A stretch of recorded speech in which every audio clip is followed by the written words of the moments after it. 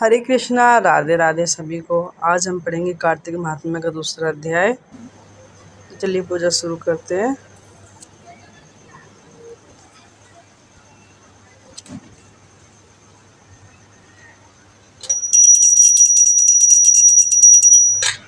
श्री कृष्ण भगवान बोले, हे प्रिय, जब गुणवती ने राक्षस द्वारा अपने पिता और पति का मरना सुना तो दुखी हुई और रुदन करने लगी।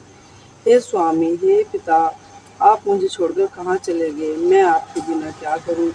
अब मेरे भोजन वस्त्र का प्रबंध कौन करेगा? अब मैं किसकी शरण लूं? विधाता का मेरे ऊपर कोप हुआ। अब मैं कैसे जीऊं? श्री कृष्ण जी बोले, कुकरी के समान विलाप करती हुई, हवा से हिलते हुए बेल के पत्ते की तरह कांपती हुई पृथ्वी पर गिर पड़ी। थोड़ी देर में सावधान होने पर फिर विलाप करने लगी और शोक समुद्र में डूब गई।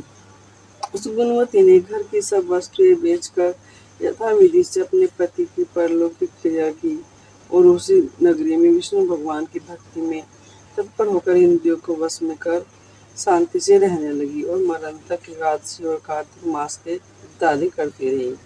हे प्रिय, यह दोनों व्रत मुझे अत्यंत प्यारे हैं, जिसके करने से भोग और मोक्ष की प्राप्ति होती है, पुत्र और संपत्ति मिलती है। कार्तिक की तुला राशि पर सूर्य निकलने पर महापापी जो भी प्रातः काल स्नान करते हैं वे भी मुक्ति को प्राप्त करते हैं। जो मनुष्य स्नान, जागरण, दीपदान और तुलसी का पालन करते हैं वे विष्णु के रूप है। विष्णु भगवान के मंदिर में झाड़ना, सतिया काढ़ना तथा विष्णु की पूजा आदि का कार्य जो मनुष्य करते हैं वह जीवन मुक्त होते हैं।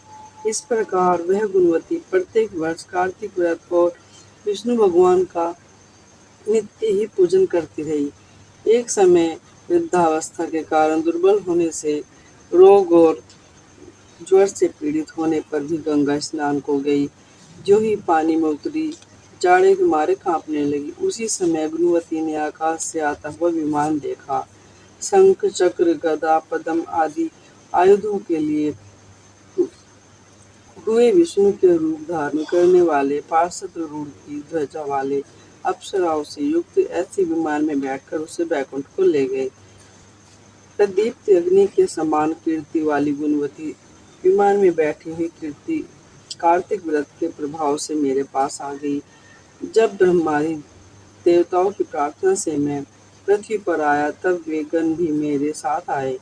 हे भामिनी, यह सब यादव मेरे गण हैं और तुम्हारे पिता देव शर्मा 20 जन्म सत्राजित हुए हैं और तुम्हारे पति चंद्र शर्मा इस जन्म में अक्रूर है। और हे देवी, तुम वही गुणवती हो जो कार्तिक स्नान के प्रभाव से मेरे लिए अत्यंत प्रिय हो। तुमने तो मेरे मन मंदिर के सामने तुलसी का बागीचा लगाया, उसी से यह कल्प वृक्ष तुम्हारे आंगन में है।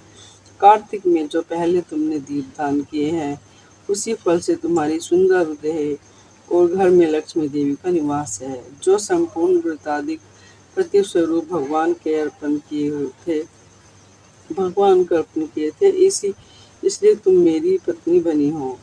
और तुमने जन्म मृत्यु तक जो कार्तिक का उपवास किए हैं, इससे तुम्हारा वियोग मुझसे कदापि नहीं होता है। इसी प्रकार कार्तिक के व्रत में करने वाले तुम्हारे समान मेरे प्रिय होंगे। सूत जी बोले, सत्यभामा जी, अपने पूर्व जन्म का सब हाल जाकर बड़ी प्रसन्नता हुई।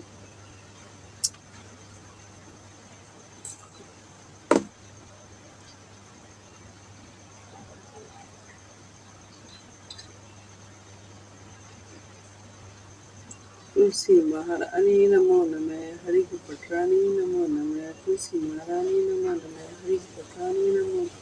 तुलसी ने तेरी पूजा ने हुई सगाई, तुलसी तेरी पूजा ने हुई सगाई। कार्तिक महीना है तेरी पूजा महीना हुई सगाई। तुलसी महारानी नमो, हरि की पटरानी नमो नमः।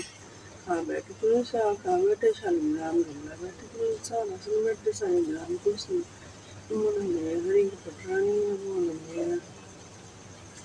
बिल्कुल सिनी इल्दीबो साईनाम लगाए छप्पन भोग, बिल्कुल सिनी इल्दीबो साईनाम लगाए छप्पन, साईनाम लगाए छप्पन भोग। तुलसी महारानी नमो नमः, हरि की पटरानी नमो नमः। तुलसी महारानी नमो नमः, हरि की पटरानी। जय तुलसी माता।